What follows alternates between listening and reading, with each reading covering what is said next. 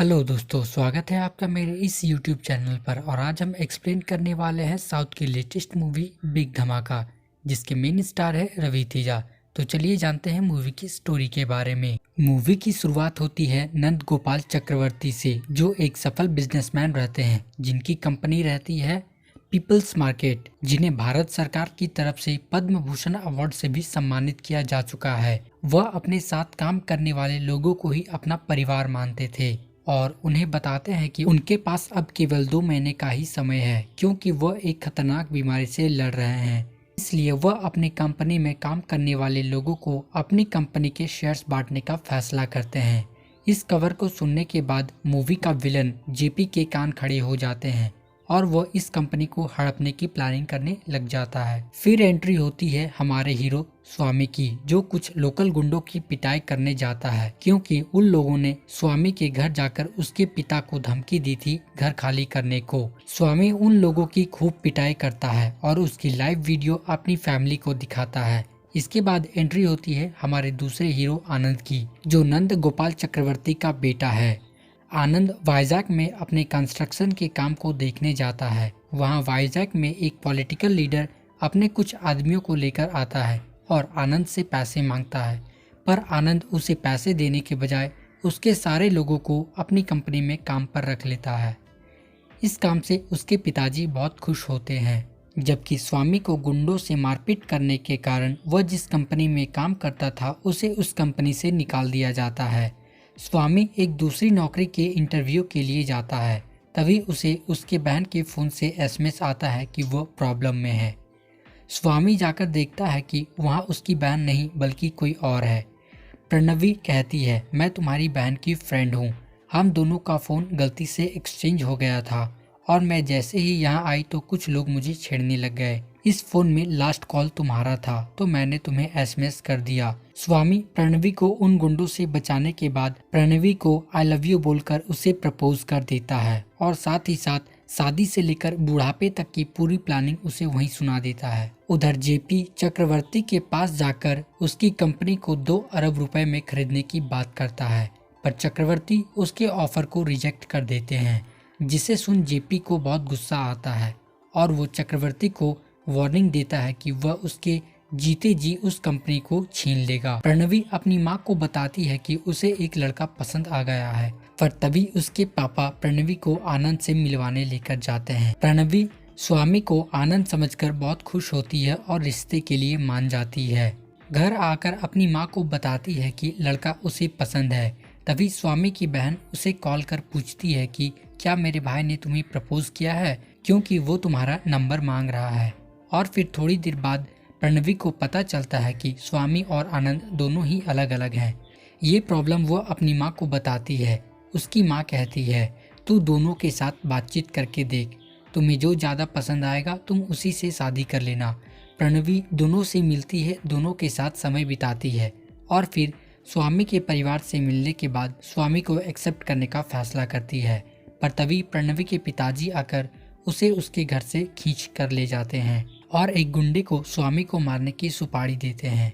इधर चक्रवर्ती एक press meet कर बताते हैं कि वह कुछ ही दिनों में नए सीईओ का नाम अनाउंस करने वाले हैं। चक्रवर्ती आनंद से जेपी के साथ हुए बातचीत को बताते हैं। आनंद कहता है, ठीक है पिताजी, हम दोनों को ही पता है कि हमारी मदद कौन कर सकता है, मैं उससे बात करने की कोशिश करूंगा। प्रणवी आनंद को मिलने के लिए बुलाती है ताकि वो आनंद को शादी के लिए मना कर सके। अनाउंसमेंट सुनने के बाद जेपी आकर चक्रवर्ती से मिलता है और कहता है, तुम नया सीईओ अनाउंस करने वाले हो और वो तुम्हारा बेटा ही होगा, इसलिए मेरा बेटा अधर्व तुम्हारे बेटे आनंद को मारने निकल चुका है। एक तरफ अधर्व आनंद को मारने आता है तो दूसरी तरफ प्रणवी के पिताजी के भेजे हुए गुंडे भी सब आनंद को घेर लेते हैं। तभी चक्रवर्ती आनंद को कॉल कर कहते हैं, तुम सही बोल रहे थे, इन लोगों से बिजनेसमैन की तरह नहीं एक कॉमन मैन की तरह बात करना चाहिए था, अब तुम वही करो जो तुम्हें करना है। आनंद को घिरा देख प्रणवी स्वामी को कॉल करती है ताकि वो आनंद को बचा ले, पर तभी स्वामी के पिताजी उसे बताते हैं कि स्वामी और आनंद दोनों एक ही हैं, दोनों परिवार का एक ही बेटा स्वामी विवेकानंद चक्रवर्ती। जिसके बाद आनंद वहाँ सबकी पिटाई करने लगता है। तभी अधर्व कहता है, आज किसी एक को तो मरना पड़ेगा, या तो तू यहाँ मरेगा या तेरा बाप वहाँ मेरे बाप के हाथों मरेगा, अब तू फैसला कर किसे मरना चाहिए। जिसके बाद वो आनंद के सर पर पीछे से मारते हैं, जिससे वो आनंद बेहोश हो जाता है। वो लोग उसे एक हॉस्पिटल के मॉर्चरी में बंद कर देते हैं। जिसके बाद स्वामी प्रणवी को बताता है कि वो हॉस्पिटल भी चक्रवर्ती कंपनी के डोनेशन से चलता, इसलिए वो मुझे बचा लिए और इस बात की किसी को खबर भी नहीं हुई। स्वामी प्रणवी को बताता है कि वो जब 4 साल का था तो उसके पिताजी उसे मेला घुमाने ले गए थे और वहाँ वो गुम हो गया था। उस दिन चक्रवर्ती जी ने ही उसे संभाला और फिर 4 साल तक मेरे पिताजी को ढूंढने के बाद मुझे उन्हें सौंप दिया। पर वो 4 साल मैं जो उस घर में रहा था वो लोग भी मुझसे जुड़ गए थे, इसलिए मेरे पापा ने फैसला लिया था कि मैं एक दिन यहाँ रहूँगा और एक दिन वहाँ। ये बात केवल दोनों परिवार को ही पता था, पर अब तुम्हें भी पता है। स्वामी के पिताजी कहते हैं, अब तुम अपनी कंपनी को कैसे बचाओगे, कुछ सोचा है? स्वामी कहता है, हाँ मैंने अपना प्लान बना लिया है। चक्रवर्ती जेपी को कॉल कर कहता है, तुमने मेरे बेटे का क्या किया मुझे पता नहीं, पर फिर भी मैं कल नया सीईओ अनाउंस करने वाला हूँ। तब तक स्वामी जेपी की कंपनी में इंटरव्यू के लिए आता है, जिसे देख वो और उसका बेटा चौंक जाते हैं। अधर्व देखता है कि उसके गर्दन के पीछे कोई भी निशान नहीं है। पता करने पर पता चलता है कि वो आनंद नहीं स्वामी है, किसी और का बेटा। जिसके बाद जेपी उसे एक काम देता है कि वो चक्रवर्ती कंपनी पीपल मार्ट का नया सीईओ बने, वहाँ का सीईओ बनकर जेपी के लिए काम करे।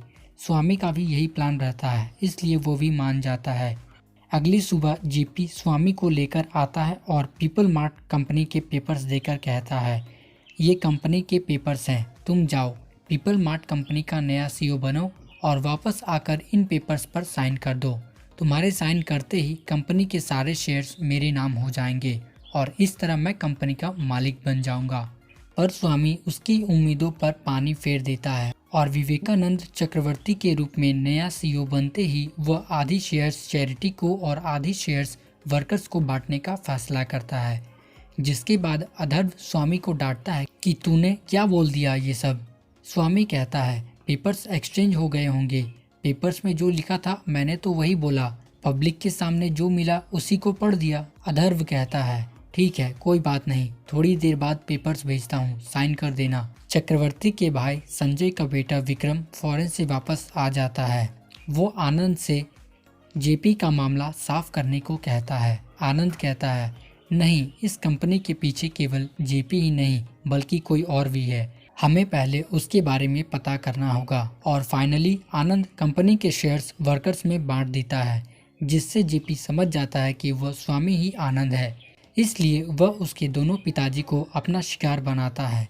एक को पुलिस थाने में मारता है तो दूसरे को जहर दे देता है और फिर स्वामी को कॉल कर बताता है कि उसके पास केवल उसके एक ही पिता को बचाने का समय है। वो आनंद का फर्ज निभाते हुए चक्रवर्ती जी को बचाता है और उन्हें हॉस्पिटल लेकर जाता है। पर रास्ते में ही पीपल मार्ट में काम कर रहे लोग चक्रवर्ती की जिम्मेदारी ले लेते हैं और उन्हें हॉस्पिटल पहुंचाते हैं। तब तक आनंद अपने दूसरे पिता को बचाने चला जाता है। थाने जाकर स्वामी अपने बाप को मारने का बदला तो ले लेता है, पर आनंद बनकर किसी की जान नहीं लेता। वो वहाँ सबको भाईचारे की सीख देकर उन्हें छोड़ देता है और हॉस्पिटल में आकर पीपल मार्ट का सीईओ विक्रम को बना देता है, क्योंकि उसे मारने वाला कोई दूसरा नहीं विक्रम ही था। आनंद ये बात जान चुका था। चक्रवर्ती जी आकर बताते हैं कि ये सब विक्रम को ही मिलने वाला था, पर जेपी को देखते हुए उन्हें स्वामी को आगे करना पड़ा ताकि विक्रम सेफ रहे। ये बात सुनकर विक्रम को भी उसकी गलतियों का एहसास हो जाता है और फिर सब एक हो जाते हैं। तो गाइस, यही थी साउथ की लेटेस्ट मूवी बिग धमाका की स्टोरी। आई होप ये वीडियो आपको पसंद आई होगी। मूवी कैसी लगी हमें कमेंट करना ना भूलें। वीडियो पसंद आए तो वीडियो को लाइक और ऐसे ही लेटेस्ट मूवीज की एक्सप्लेनेशन वीडियोस के लिए चैनल को सब्सक्राइब कर लें। मिलते हैं अगली वीडियो में।